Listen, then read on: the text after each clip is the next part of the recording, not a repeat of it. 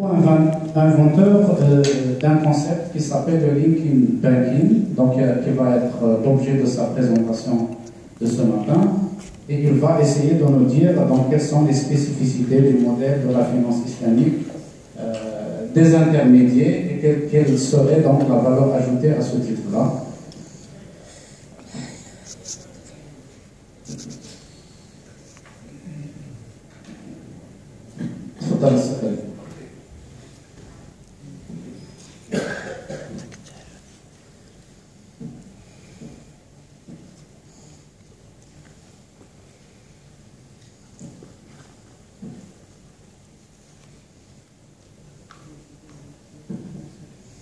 بسم الله الرحمن الرحيم الحمد لله رب العالمين والصلاة والسلام على سيدنا محمد الذي ملأت قلبه من جلالك وعينه من جمالك فأصبح فرحا مؤيدا منصورا وعلى آله وصحبه وسلم تسليما والحمد لله على ذلك. أما بعد, chers collègues, ce que je vous propose aujourd'hui, c'est un partage de réflexion sur le business model cible de la banque islamique qui se veut avoir un impact économique et social. Et cet impact économique et social, comme vous le savez tous, il n'est que dans le participatif. Et le participatif, il n'est possible que dans la désintermédiation. Parce que l'usage des dépôts à vue des clients impose, de par le régulateur des pays d'accueil, à ces banques de ne faire d'engagement que de dette. Donc aujourd'hui, la désintermédiation rend possible le grand rêve des banquiers islamiques d'être des participatifs. Or, cette désintermédiation aujourd'hui est rendue possible grâce aux fintech. Les fintech aujourd'hui, ils peuvent libérer le fantasme de la banque islamique d'être participatif. On verra comment. Je vous propose de réfléchir ensemble sur un concept novateur du linking finance. Linking finance, c'est un grand puzzle de 7 éléments, dont le premier qu'on abordera aujourd'hui, Inch'Allah, c'est le linking banking. Où est-ce que ça a été conçu? Pour une fois, on a concilié le conventionnel avec l'islamique. 2 laboratoires de recherche. Un laboratoire de recherche islamique qui est le IFILAB, Islamic Financial Engineering Laboratory, de l'école Mohammedia d'ingénieurs qui est représentée aujourd'hui par son directeur du labo, co-directeur, M. Mohamed Tchèque, que je remercie pour son engagement et sa participation avec nous aujourd'hui. Et un laboratoire de recherche conventionnel d'ingénierie financière pure et dure, qui est le CERA, le Centre d'études et de recherche en analyse et prospective économique. Et dans cette prospective économique, on a travaillé sur un business model bancaire islamique, tenez-vous bien, des intermédiaires. Un premier co-inventeur est un scholar. Il est docteur de l'Al-Hadith Hassaniya, mais également en intelligence économique de Sorbonne à Paris. Il est président du comité indépendant de la finance islamique en Europe. Il est également professeur de finance islamique à Paris-Dauphine. Deuxième co-inventeur est lui un ingénieur, qui n'est autre que Dr Waïd Aminou, qui est le DG du cabinet Ma'ed, et qui est également professeur de finance islamique dans 2 universités au Maroc. Et moi-même qui fais partie des 2 laboratoires en tant qu'associé à l'IFILAB et en tant que chercheur au CERAP. On a pensé entre les 2 un think tank international. Ce think tank international est d'abord un centre, un laboratoire d'idées de promotion de recherche et développement. Donc le think tank ne fait pas de recherche. Mais par contre, le think tank, il fait la promotion de la recherche à travers une chaire universitaire qu'on a baptisée Ethical Finance 3.0. Ethical Finance, c'est parce qu'elle a un impact économique. Et pour nous, les co-inventeurs, il n'y a d'éthique que dans l'impact économique. 3.0, c'est parce que le 2.0, c'est le digital. Le 3.0, c'est le digital des intermédiaires. C'est le connective participatory and intermediated finance. Mais aussi, le think tank, il sert à faire du soft lobbying auprès d'organismes internationaux. Action qui est déjà enclenchée depuis quelques mois.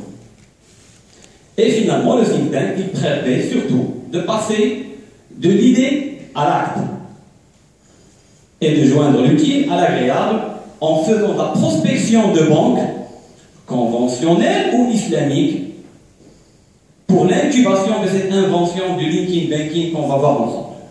Donc très rapidement, un petit mot sur la chaire universitaire. Ces 5 tomes du livre Linking Banking, le business model bancaire des intermédiaires. Comme vous l'avez remarqué, je ne l'ai pas nommé islamique parce que je n'ai pas à le faire. Parce qu'il est islamique de nature. Et parce que je voudrais concilier le conventionnel et l'islamique sur un business model stable, extrêmement rentable, plus rentable que le système conventionnel actuel.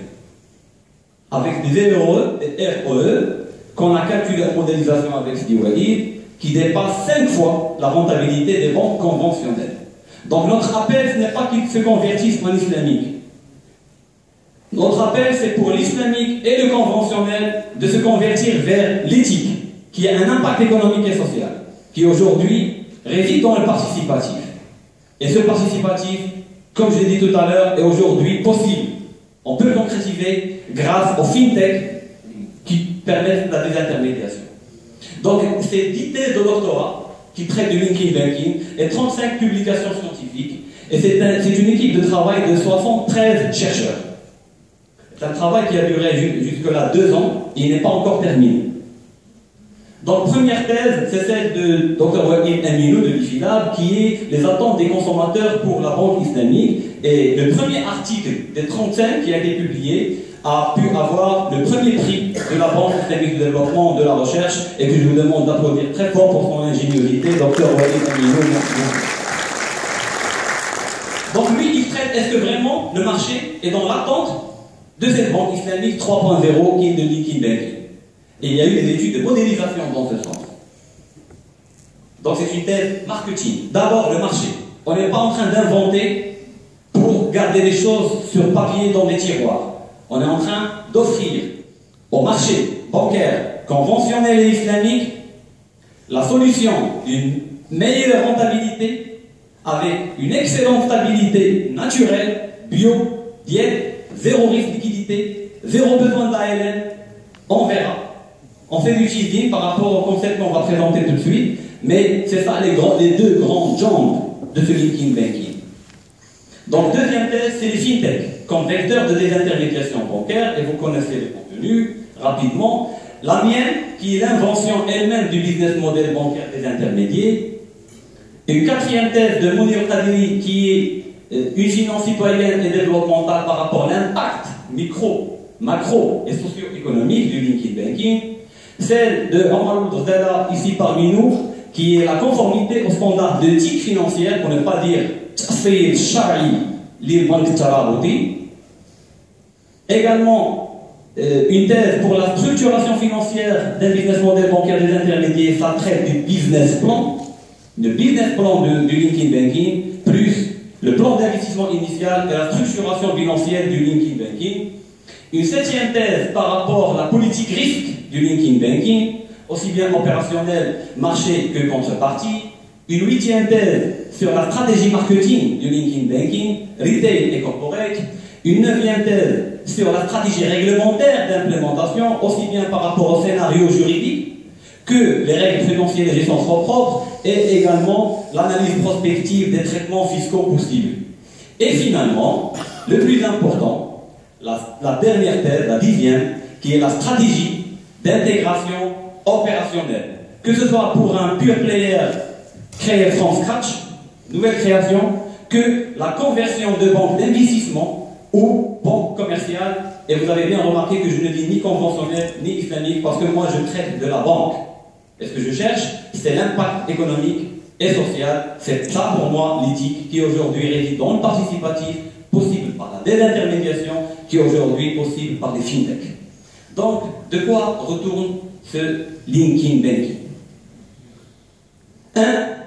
Linking banking n'est qu'un élément sur 7 dans le grand puzzle du linking finance. Donc, 1. Linking banking. 2. Linking empowerment. 3. Linking insurance. 4. Linking market. 5. Linking trading. 6. Linking industry. Et le 7e, c'est une surprise qui n'est pas encore partageable aujourd'hui parce qu'elle est en cours de développement en laboratoire d'idées. Donc parlons aujourd'hui que de ça, que du linking banking. Dans 15 minutes, c'est déjà un grand challenge. Et là, c'est déjà un le public pour quelques minutes supplémentaires. S'ils souhaitent terminer le business model, c'est à votre volonté et je reste sous le contrôle de Slim Ataoui par rapport à ça. Donc linking banking, c'est deux pieds. Une banque commerciale et une banque d'investissement. La banque commerciale, elle est basée sur un principe sacro-saint, qui est le narrow banking. C'est tout simple. C'est le non-usage des dépôts à vue des clients. On s'interdit d'utiliser des dépôts à vue du client. 2. Zéro engagement. Que ce soit de la dette ou de l'equity, la banque ne prenne aucun engagement. Tout est porté par des...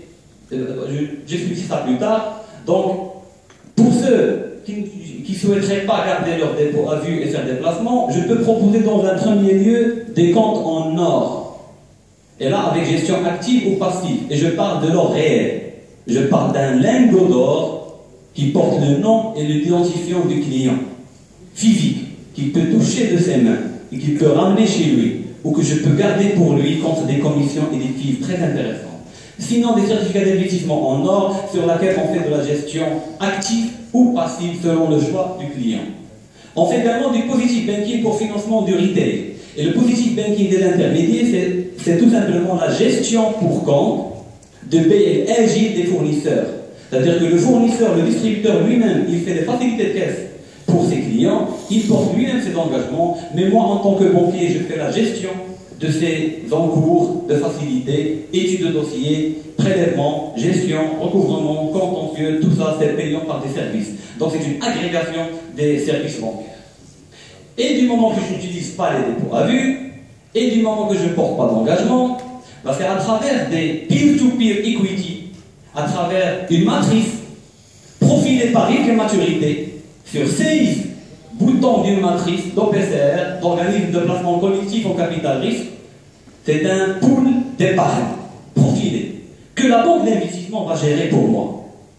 Donc, on trouvera dans la banque d'investissement cette fameuse matrice par maturité et par risque, où à chaque fois que je presse un bouton, j'ai la liste des projets profilés et scorés de ce bouton qui n'est autre un master fund, un fonds de fonds profilé. Qui va gérer ça? Ce sont des sociétés régionales qui sont des antennes d'investissement. Là, je me suis fortement inspiré des modèles de capacitation économique et je peux vous dire que la banque aujourd'hui, elle a des leçons à prendre de la microfinance et de la capacitation économique qu'elle peut par contre, à travers son savoir-faire, de le déployer pour la PME, et même pour la GE. On verra comment par la suite. Ces sociétés régionales d'antennes d'investissement, ils font de la prospection de projets, de l'origination de projets, d'arrangement d'affaires, de qualification des dossiers, des pré-études, du scoring, du suivi fonctionnel et du contrôle financier. Et là, nous avons la carotte et le bâton par rapport aux entreprises en matière de transparence. Et l'entreprise, elle gagnerait en transparence et en profitabilité des projets déclarés plus qu'il va gagner en évasion fiscale ou en duperie et tricherie. Parce que je vais vous ouvrir un robinet de financement quasi illimité et avec des clés de partage de profit et des pertes qui s'inversent à chaque fois qu'il a des étoiles, ça veut dire qu'il a des projets déjà réussis. Malheureusement, on n'a pas le temps de tout expliquer. Le business model également, il croit à la filialisation des back-office qui sont cédés à l'OPCR, d'accord? C'est-à-dire que les clients les plus fidèles du fonds d'épargne, d'accord, qui sont restés chez moi avec des profils un peu plus risqués, d'accord, comme le CAF par exemple, ils auront le droit de rentrer dans le capital de mes propres filiales qui sous-traitent pour la banque ces back-office. Donc ils ont un carnet de commandes ferme. Donc ils ont le client, ils ont la structure, ils ont été créés par incubation par la banque et cédés gracieusement à l'OPCR parce que je veux du liquid banking une structure légère. Ce n'est pas que les back-office que je filialise et que je fais du open banking capital, mais c'est aussi par rapport au capital de la banque elle-même. Mes augmentations de capital régulières pour mon développement sont assurées par mes propres clients en OPCR. Donc c'est un participatif en 5 dimensions. Maintenant, par rapport à la distribution, comme a dit Dr. Wahid tout à l'heure, les fintechs permettent des choses fantastiques. D'abord, on voit le branchless banking, c'est-à-dire le réseau bancaire sans agence propre, à travers de special purpose banking, c'est-à-dire que je ne garde chez moi qu'un très petit réseau de centres d'affaires extrêmement rentables et juteux et des espaces de banque privée. Sinon, pour le reste, c'est du Owner Managed Branches. Ça veut dire le système de courtage en banque. Assez similaire à celui des courtages d'assurance, mais assez verrouillé par rapport au métier banquier. Il y a des banques en Australie, dont 80% de leur réseau, il est en Owner Managed Branches. Je parle de banques conventionnelles auxquelles on s'inspire fortement par rapport à leur expertise. Et il y a également le Third Part Banking. C'est le portage d'activités chez les autres, chez les bureaux de change, de transfert d'argent, chez les agences de microfinance, et à travers ça, on peut multiplier par 10 notre capacité de réseau. Donc, très rapidement, parce qu'il ne me reste pas beaucoup de temps, je parlerai du digital banking en réseau de distribution. Bornes nickel, ce sont des bornes électroniques qu'on peut déposer même chez le vendeur des fruits secs, et puis même chez les épiceries qui peuvent faire de la banque pour les micro-épargnants. Également du cloud equity digital à travers l'internet. On peut faire du e-banking pour faire du cloud equity, mais qui sont affectés dans ces safes OPCR. Et on utilise également de mobile payment, ça veut dire à travers notre recharge télécom, on peut faire du cloud equity et faire un placement de 100 dirhams chez la linking banking. On a également les prepaid investment cards. Ce sont des cartes qu'on peut gratter pour avoir la série de numéros de compte, sévir sur l'internet et placer 100 dirhams jusqu'à même 5000 dirhams, et que je peux acheter chez le vendeur des fruits secs plutôt que d'ouvrir des agences multipliées.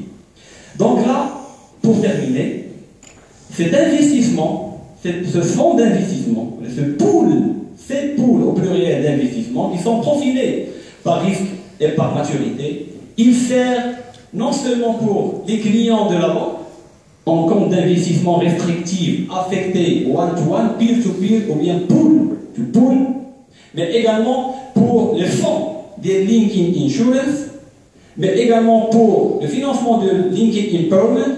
Linking Empowerment, c'est la capacitation économique elle-même, moins la dette, même pour la Bahas et autres, plus micro-épargne.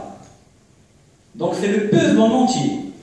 Linking Market, Linking Trade par rapport au commerce international et Linking Industry. Pour le Linking Trade, il y a une centrale d'achat réelle qui fait le sigma des positions courtes d'achat sont égales au sigma des positions longues de vente, et également une centrale de sous-traitance industrielle. On fera pas du salam parallèle, mais on fera du salam ou du cisna des intermédiaires. Donc c'était la présentation du Linking Finance, qui est le grand puzzle de 7 éléments de ce Linking Finance, du banking, de capacitation, de l'assurance, des marchés de capitaux, et également, non seulement marchés de capitaux, mais aussi des matières premières. Donc on a des solutions pour le marché de change, pour les commodities, également pour le commerce international, là où là où on a vraiment un besoin d'ingénierie en banque islamique.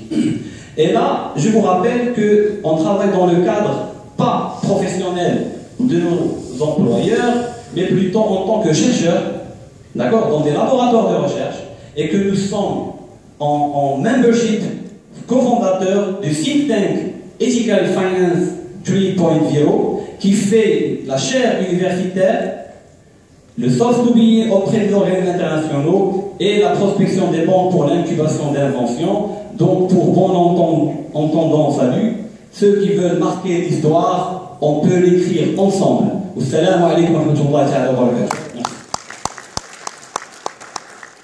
Merci Sylvain Auré pour l'originalité de cette présentation et pour avoir partagé les résultats de vos recherches doctorales avec la salle. Donc je suis sûr que vous aurez une salve de questions. Attendez-vous à avoir beaucoup de questions parce que vous avez ouvert l'appétit quand vous parlez d'un ROE de 5 fois plus. Attendez-vous à ce qu'on vous dise comment ça va marcher pratiquement. Je ne sais pas, est-ce que vous avez procédé déjà à des simulations sur ce modèle-là, en laboratoire ou même en nature.